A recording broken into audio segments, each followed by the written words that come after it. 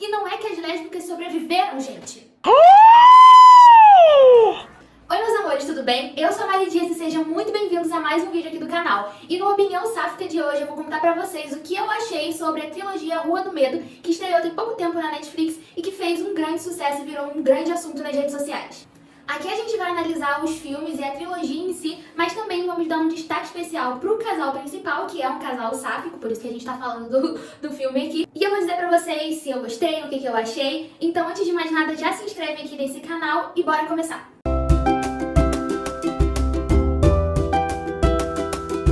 Então vamos começar pelo primeiro filme, que é o Rua do Medo, 1994. Muita gente tava falando dele nas redes sociais e eu tava louca pra ver, mas eu tenho muito medo de filmes de terror. É uma coisa que realmente eu não consigo. Mas uma boa técnica que eu e minha namorada Nono usamos, manda oi. Oi.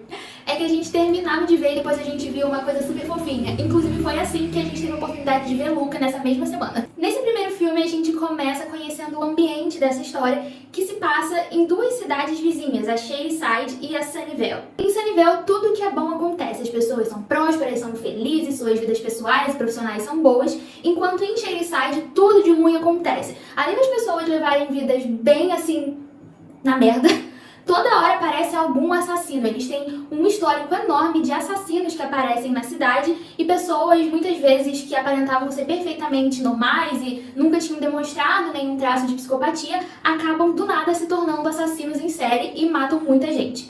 Então o primeiro filme já começa com um assassinato e que realmente me surpreendeu ali nos primeiros momentos. Primeiro porque as duas pessoas que aparecem ali logo de cara eu achei que seriam os principais dos filmes, mas não, foi só ali uma introdução. E você acaba ficando muito chocado quando você percebe que o namorado, ou então é ficante ou namorado, não sei, da menina acaba sendo a pessoa que tava matando todo mundo ali no shopping e você fica se perguntando como é que foi ele, porque até alguns minutos antes ele parecia uma pessoa perfeitamente comum. É aí que a gente percebe que o menino realmente parecia estar super fora de si. E aí a história começa a dar ênfase no que em Shadyside eles falam que é uma maldição de uma bruxa.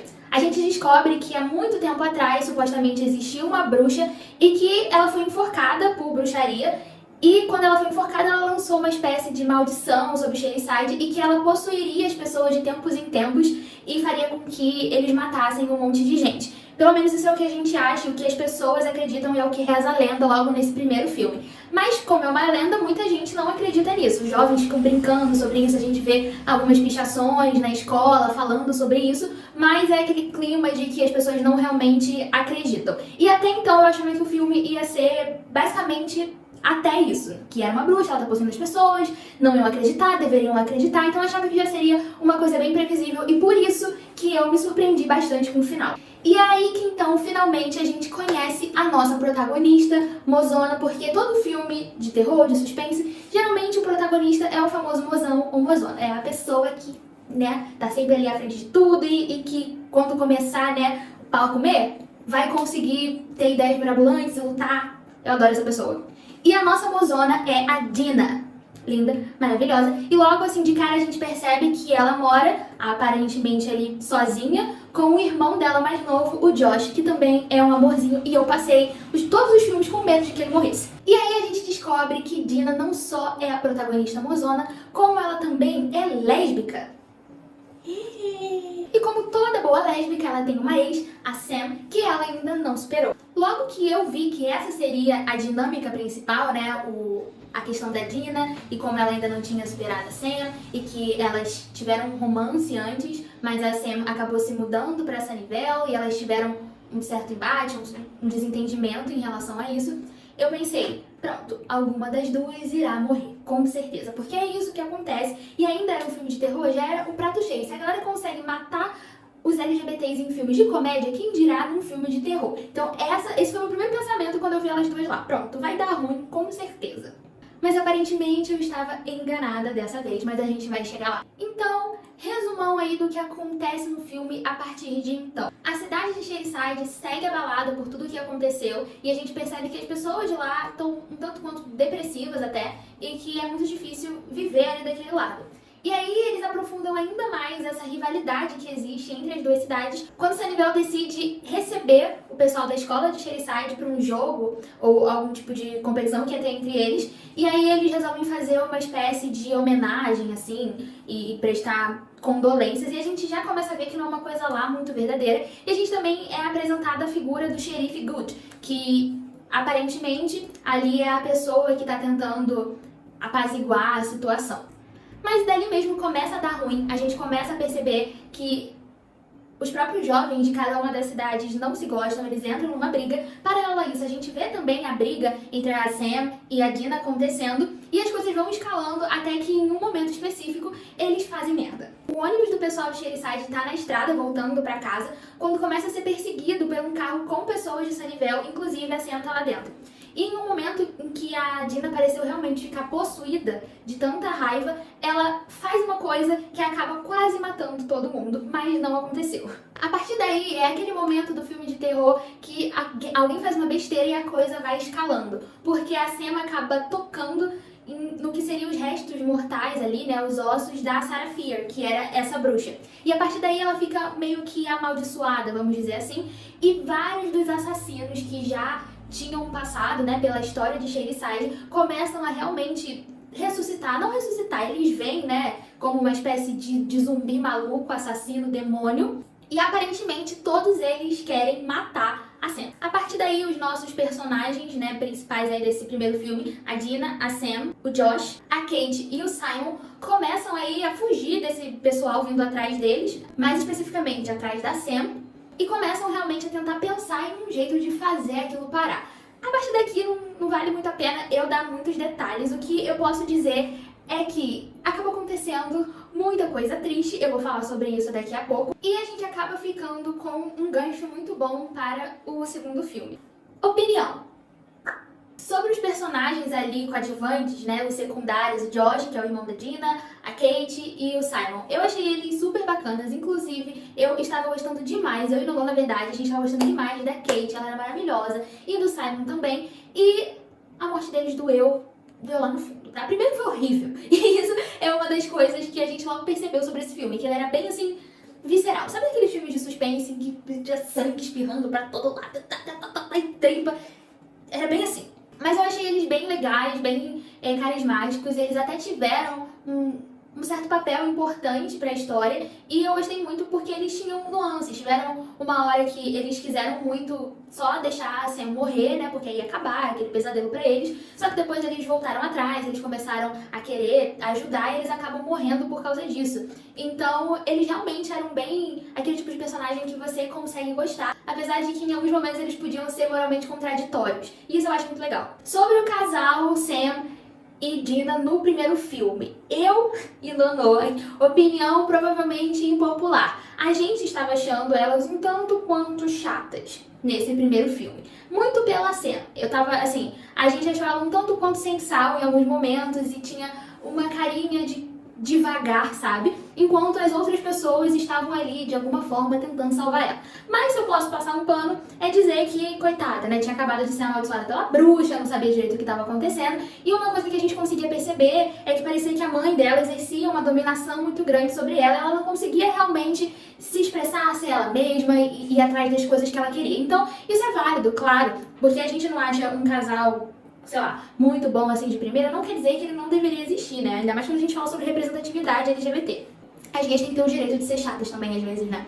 Mas uma coisa muito positiva foi que eu achei que a dinâmica entre elas duas foi bem construída, foi bem desenvolvida. Aquela briga inicial ali, a gente começou a perceber o motivo, né? E a coisa foi escalando e a relação entre elas duas foi se reconstruindo. Então eu achei uma construção boa. Inclusive teve uma cena que eu achei muito legal, porque uma das coisas que às vezes é um problema é que tem o casal, mas elas nunca têm uma cena romântica de fato, ou uma cena de sexo. Fica só ali nas entrelinhas, ou então rola um beijinho no final de tudo. Mas não, teve uma cena que foi muito engraçada, até porque, né, eles estavam todo mundo quase sendo mortos, mas todo mundo parou pra ter um momento no banheiro da escola. E isso foi muito engraçado. E aí a gente teve o Josh com a Kate, e a gente teve a Dina e a Sam, e a gente teve o Simon com ele mesmo, e foi incrível. E essa cena foi muito bacana. Outra coisa importante aí sobre esse elenco do primeiro filme que eu achei super legal, é que apesar de dois deles terem morrido, ninguém era burro. Porque um problema de filme de suspense, de terror, ainda mais com jovens, jovens é que todo mundo é muito burro. Parece que as pessoas nesses filmes, eles forçam pra que todo mundo seja meio tapadinho, sabe? E fazem um monte de burrada e acabam morrendo. E nisso, dessa vez, não aconteceu, sabe? Eles acabaram morrendo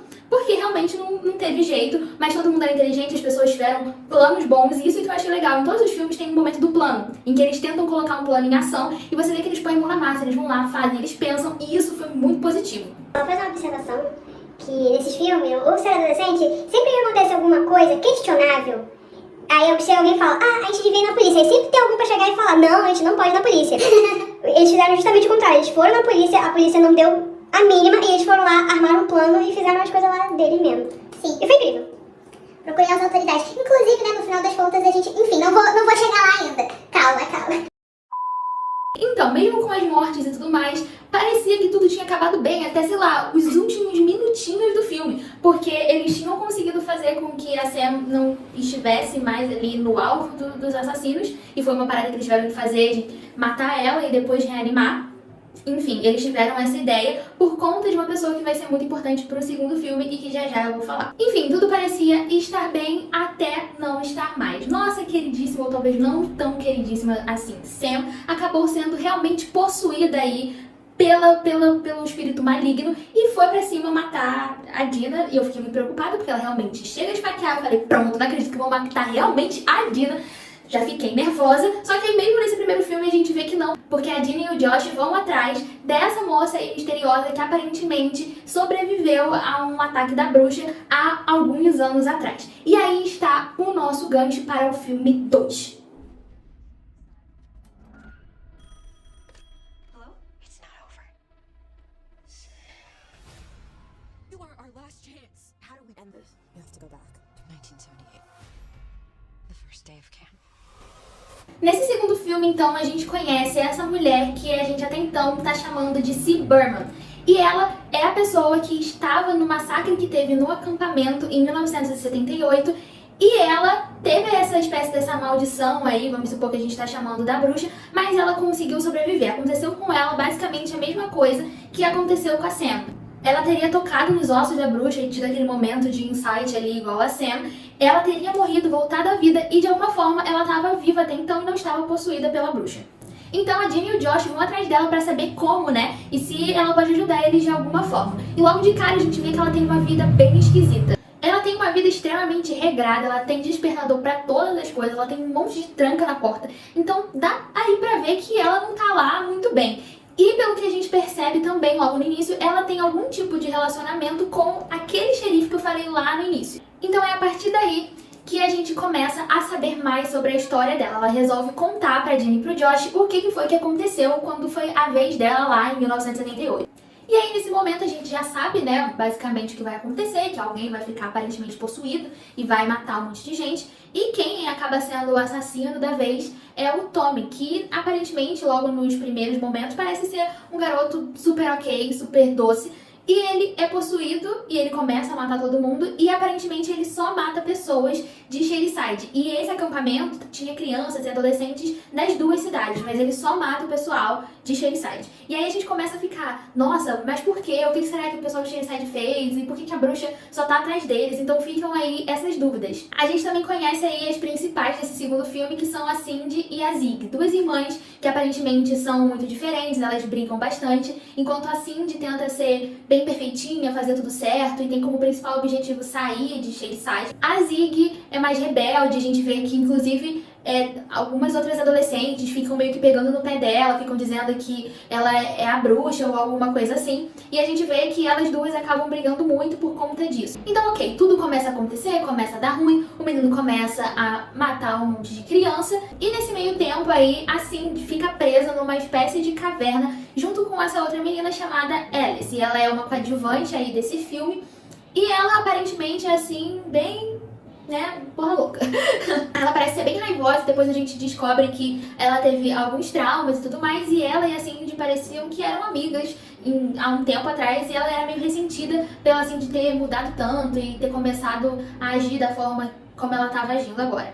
Então, mais uma vez, aí, em congruência com o primeiro filme, a gente tem personagens coadjuvantes que também são bastante interessantes. E um outro coadjuvante desse filme é aquele xerife Good que a gente tem no primeiro filme, só que nesse ele é adolescente e ele passa grande parte do tempo ali com a Zig. Inclusive a gente vê que aparentemente tinha alguma espécie de romance ali acontecendo entre eles, enquanto eles estavam lá em cima tentando aparentemente salvar todo mundo e reunir as crianças e tudo mais. A Cindy e a Alice estão presas nessa caverna e elas começam a descobrir várias coisas e achar várias coisas antigas, um local que parecia ser um local de um ritual satânico, alguma coisa assim. Elas vão andando e acham o que seriam partes da bruxa e elas vão ali naquela espécie de jornada achando várias coisas. E é mais ou menos nesse ponto em que a coisa tá tensa pra um lado e tensa pro outro que a gente começa a se perguntar quem é aquela mulher que tá contando a história. Quem é que vai sobreviver então, né? A Zig ou a Cindy? A gente começou a ter essa discussão, eu e a Nonô. Muitas vezes a gente tava inclinada a achar que era a Zig, a gente tava com certeza, só que aí parecia demais que ela ia morrer. A gente falava, não, a Cindy parece estar mais próxima de conseguir sobreviver, porque apesar dela aparentemente ser cética no início do filme, ela começou a descobrir muita coisa e começou a realmente acreditar na história da bruxa e começou